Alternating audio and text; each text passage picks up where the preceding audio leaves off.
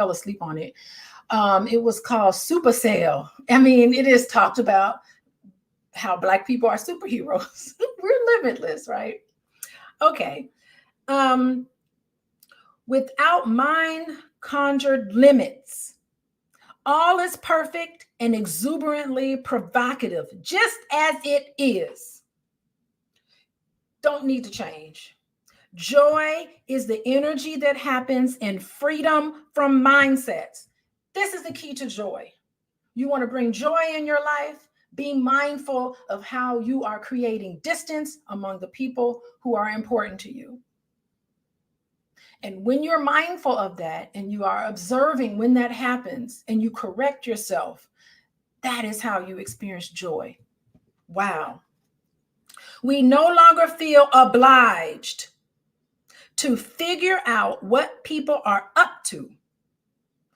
We are finally free to be fully mindful. Listen, there's a responsibility that comes from trying to fix things. There's a responsibility to stepping in and inserting yourself. You're not responsible for other people. You're just there just to listen. So why put that pressure on yourself, right? We no longer feel obliged to figure out what people are up to. We are finally free to be fully mindful, present with no need to solve, explain, judge, or control. Give it up. And the best way to deal with anxiety is to give up control. I've had clients talk to me about what if this happens, and what if that happens, and what if this happens? And my answer to that is it's always possible that those outcomes could be there because you can't control that. You want to control things that it is impossible for you to control. So sometimes gaining control means you need to release yourself from control of things that you have no say so. You can't control what your kids do, what your parents do, what your spouse does. Giving up that control is actually a liberating experience. Okay, so we are finally free. There's a freedom that comes when we are mindful in our relationships because we do not need to fix it. We don't need to solve it. We don't need to explain it. We don't need to judge it or control it. Oh boy. Okay. How y'all feeling? Let's see. Coaching with Dr. Alicia right there. You can check me out if you're interested. If you want to follow me on Instagram, I'm at Coaching with Dr. Alicia on Instagram. And if you want some more information, you can text LOVE, LOVE, to 87948. I had to double check that number because for some reason I always get the number all messed up. But anyway, let's continue on here. Practices. So he's talking about we got to practice this, right? Practice does not mean forcing yourself to improve, but trusting your potential to openness. All the suggestions for practices that follow have a single purpose: to provide a program of skillful means so that you can become a psychologically healthy and spiritually conscious adult alone, in one-on-one relationships, and in and for the world.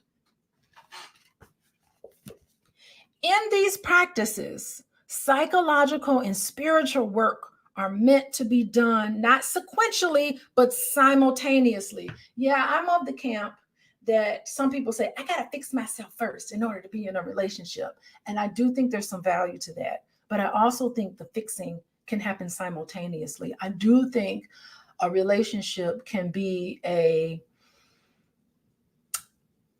healing way to heal. You can heal in a relationship. I really do feel that the person that you choose is there to teach you the lesson that you need to learn, specifically to you. It's tailored to you. So I think you can have corrective experiences in your current relationship. So don't feel like there's something wrong with me and I need to correct myself in order for me to start dating. I think the corrective experience happens in the relationship. There are other people who think differently, but I'm thinking that it can happen simultaneously. And so does this guy, David Richo. He feels that way too. All right. Okay. As we do our psychological work, we become more spiritually enlivened. As we engage in spiritual practices, we become more psychologically adept.